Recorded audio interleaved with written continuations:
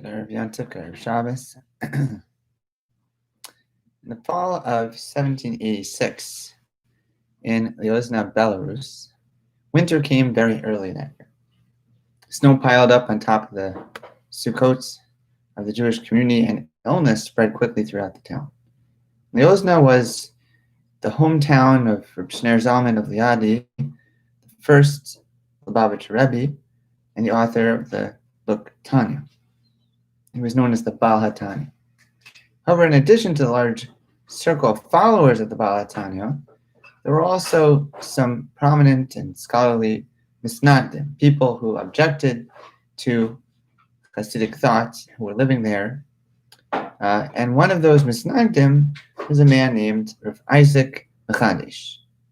For the last days of the holiday for Shemini Atzeret and Simchat Torah, Rav Isaac had as guests his nephew, Rav Moshe Aptziger, and Rav Moshe's two sons and son-in-law, all of whom were Hasidim who revered the Baal HaTanya. So they're staying with their relative who is not a Hasid, but they're Hasidim.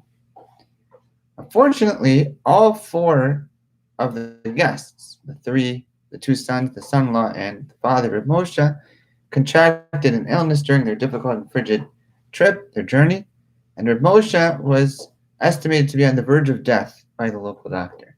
So they stayed in Rav Isaac's home, and Rav Isaac was adamant that despite the fact that the four visitors came specifically to see the Rebbe, their high fever and other serious symptoms made it halachically prohibited for them to take the risk of going to shul on Simchat Torah.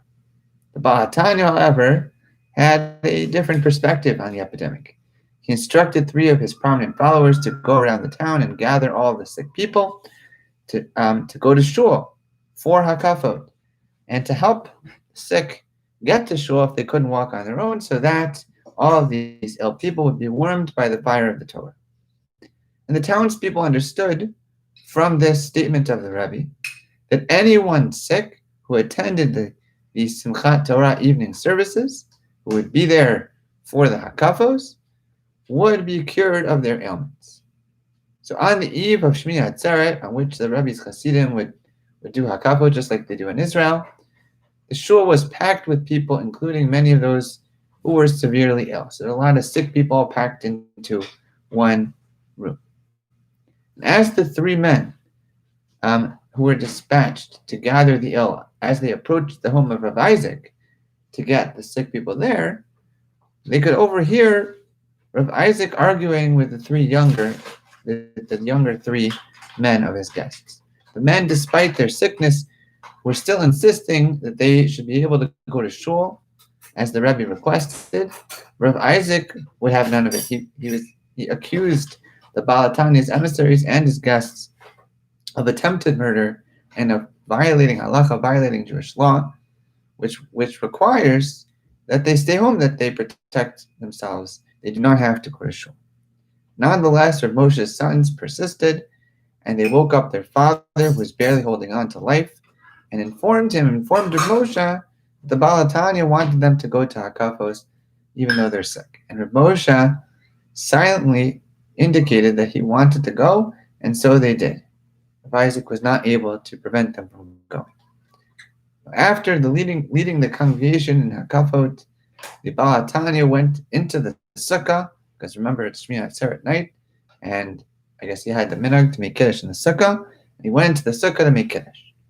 And he called in his three trusted helpers again, and he instructed them to take the leftover wine from kiddush and to give some to each person in the shul who was sick.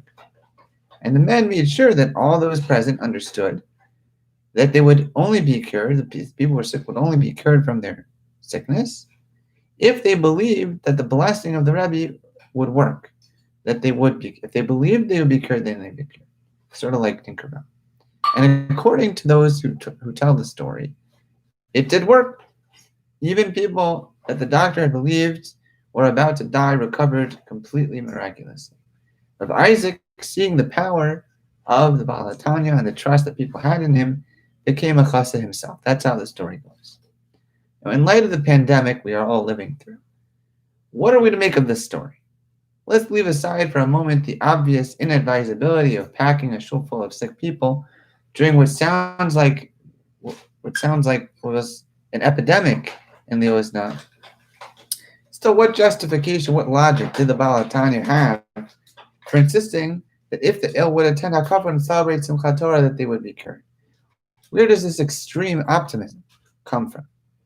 Rabbi Norman Lamb points out that this attitude may have come from a Gemara discussing the mitzvah of simcha, of joy, on Sukkot and Shemini Atzeret.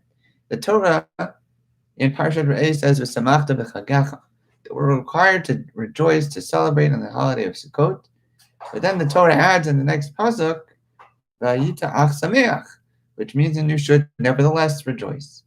And the Talmud asks, what is this second instruction coming to add? It already said, what do you need v'ayita ach sameach? And what is the ach doing? What is the ach adding? What is meant by ach? So the rabbis answer that v'ayita ach sameach must be referring to not the first 7 days to Sukkot, but rather to the last day of that holiday, the Shemini Atzeret. And Rabbi Lamb questions this interpretation. He says, why would I think that rejoicing would not be required on Shemini Atzeret as opposed to the rest of Sukkot? Is it not part of the same fall holiday, the same moed?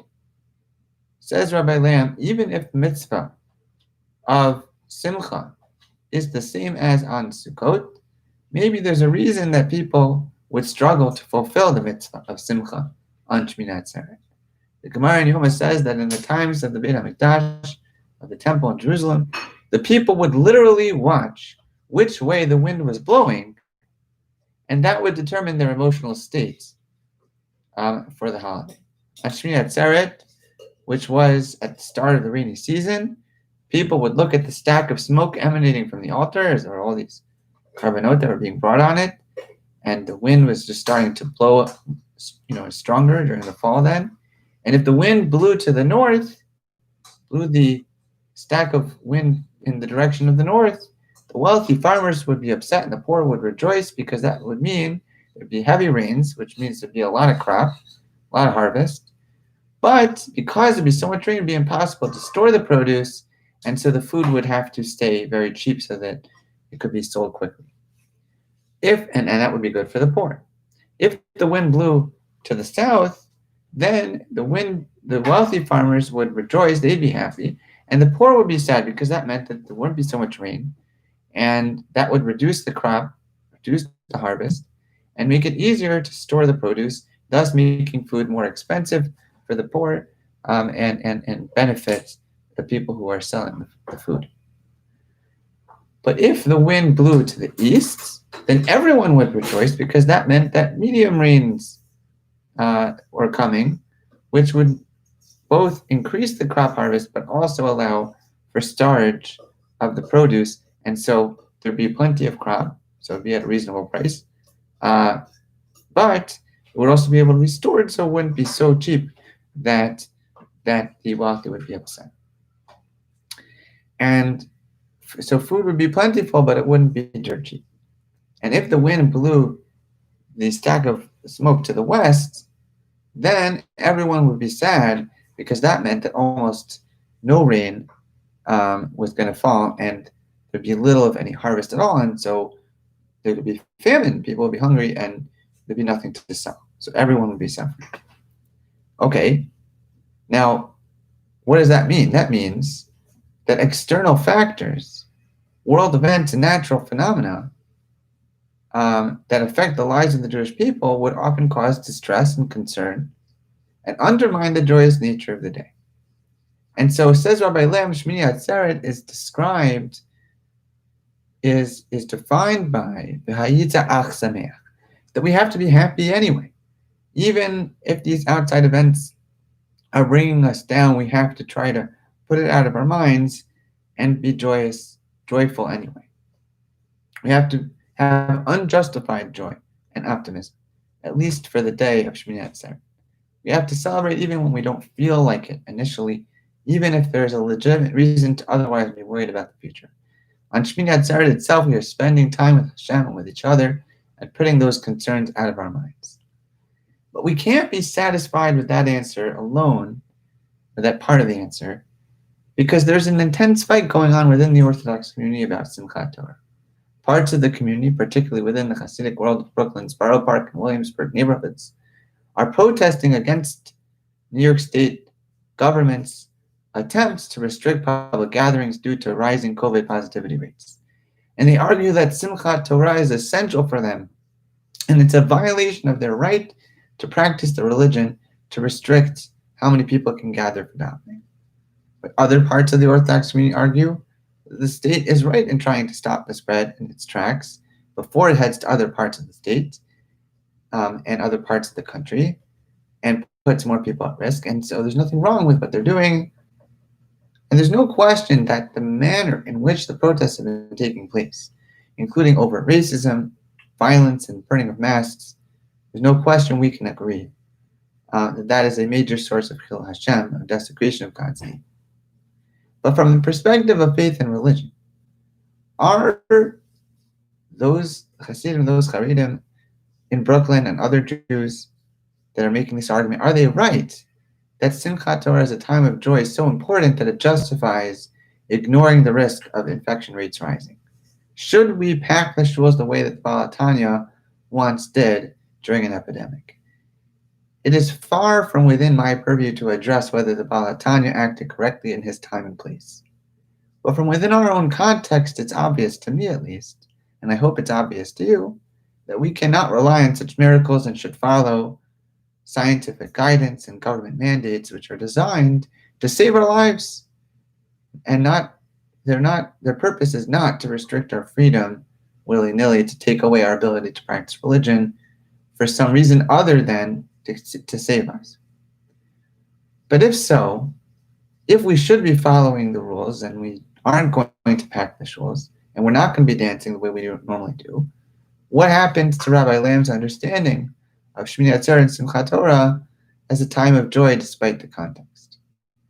Rabbi Lamb points out that when the Torah instructs us to rejoice during the Chagim, it makes clear what is supposed to cause us that joy. V'samachta b'chagecha, you shall rejoice on your holiday. Ata ubincha uvitecha, you, your son, your daughter. V'avdecha v'amatecha, your servant, your maidservant. V'halevi, the Levite. V'hager v'hayatom v'almanah asher b'sharah, and the stranger, the orphan, and the widow that's in your gates. The Torah explicitly connects our joy to the joy of others. It is by providing for the poor, for the disadvantaged, for the outsider, and for our own families that we achieve happiness on Yom Tov. Similarly, the founder of Hasidism himself, founder of the Hasidic movement, Baal Shem Tov, explained that Simchat Torah, the term, can have two meanings. It can refer to the joy that we have as we celebrate with the Torah, about the Torah, but it can also refer to the joy we bring to the Torah. The Torah's joy, Simchat Torah, the joy that belongs to the Torah. The joy of Shemini Atzeret and Simchat Torah cannot be achieved at the expense of the safety of others. Just the opposite, it can only be attained by focusing on the well-being of others, as well as on what Hashem wants from us, what would make Him happy. And this Simchat Torah we are not going to celebrate as we usually do, with packed shul building, dancing hand in hand, passing the Torah from person to person, and singing our hearts out. Many of us will stay home, and those of us in shul will have significantly altered experiences of the day. But we are ultimately doing that in the spirit of the holiday, of being concerned for the welfare and happiness of others and following the Torah's own instructions to protect human life. As we say Yizkar on Shemini Atzeret, may this also be a source of joy and nachat for our ancestors and deceased loved ones in Shemayim, that we are changing our Chag experience on behalf of the happiness and safety and well-being of others. I want to wish you a safe and enjoyable Shabbos, a safe and enjoyable Yom Tov.